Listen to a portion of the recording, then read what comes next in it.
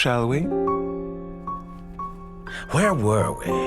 I was suggesting that you needn't perform when signing a contract.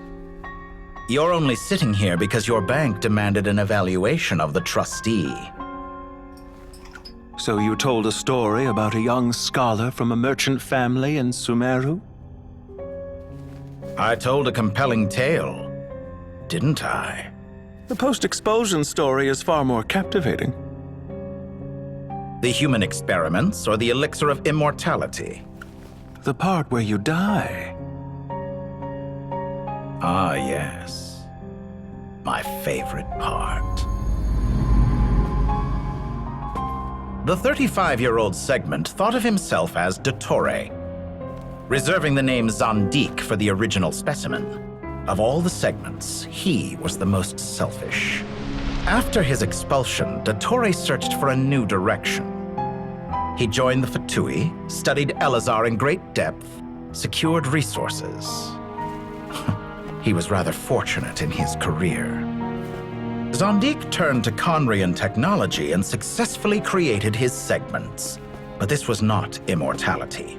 Even with backup segments, his body would still age. Still, thanks to Snezhnaya, Zandik found the ideal base for his experiments. Then a perfect partnership materialized at a crucial moment. The year that both parties realized they needed more time.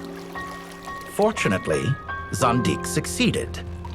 In a miraculous turn of events, he gained the extra time he needed. I seem to recall it differently. All right, it's true. No matter how much elixir he took, Zandik remained human and continued to age.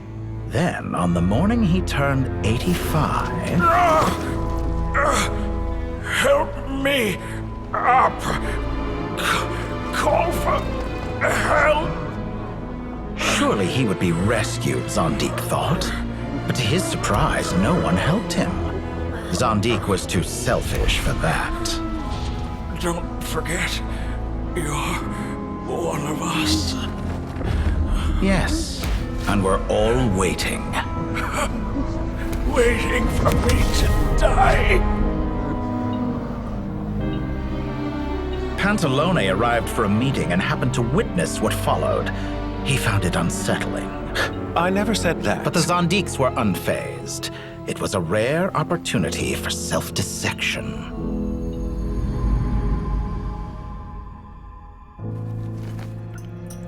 What does all that have to do with you depositing your data at Northland Bank? It has made me cherish my time in this world all the more. Fair enough. So you do have a sense of self-preservation.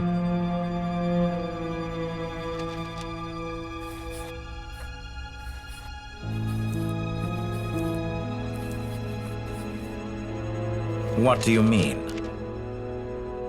You're hardly normal, and you don't cherish life. You just don't want to admit defeat in the limited time you have. Even so, don't I deserve an interesting ending? I'm counting on it.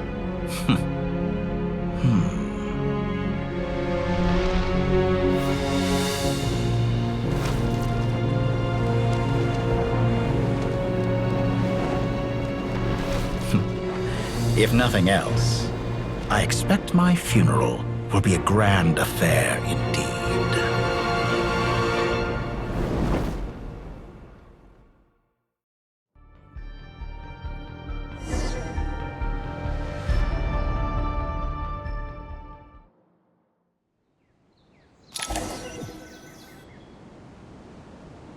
What a magnificent fire. In Snezhnaya, we light fires to ward off the cold. Fire, it seems, is antithetical to ideas such as cold, frozen, and unchanging. Perhaps it has always been that way. From the beginning, fire has been used to drive away wild beasts and warm the body and mind. You could say it's a form of treatment. One that cures the human heart of mortal fear. Mortal fear. Something you haven't been acquainted with in a long time, by the sounds of it. Whereas you, I'm sure, must know the feeling quite well indeed. I remember when we first discussed the elixir of immortality, you claimed that extending your lifespan was about buying more time. But was that really the truth? You fear the prospect of dying a wretched end in this world, don't you? Of course I do. I'm only human, after all. And while you may have forgotten it, you cannot deny that you too were once human, Dottore. I do not believe that there is no such fear in your heart. Perhaps you are right. But I abandoned it long ago and devoted myself to my experiments. I have felt no fear since. From the very beginning, I never thought you could win this game. But still you came, contract in hand, to honor our agreement. Because I am a reputable partner. And as we have discussed, experiments are about more than results alone. The process is equally important. I have come here and completed my creation, and I do not regret my decision. I'm afraid your journey ends here. After I die, there will be no one to make the elixir of immortality, and your remaining stock will only last a few more years. How then will you prove that you didn't perish in this incident alongside everyone else? When I feel optimistic about market environments, I never forcibly adjust them. They have their own direction. And I myself am one such environment. I have been quite particular about many things in my life. But where the manner of my death is concerned, I choose not to be.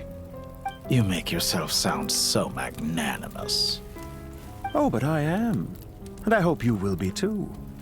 It may have been a long time since anyone told you this, Dottore, but I recognize that you are a truly rare talent. Ha! I can see it. The experiment in blasphemy that I've been performing all this time. It has been a long process, and I do not care about the results as much as people might imagine. If the very goal of your experiment was to explore infinite possibilities, then there was never any reason for it to end. Indeed. Yet now, the experiment has officially drawn to a close. What should I call you? Zondik? Or do you prefer Dottore? Suit yourself. Goodbye, Feofan. This time, that's what it truly is. And don't I know it? Goodbye, Zondik.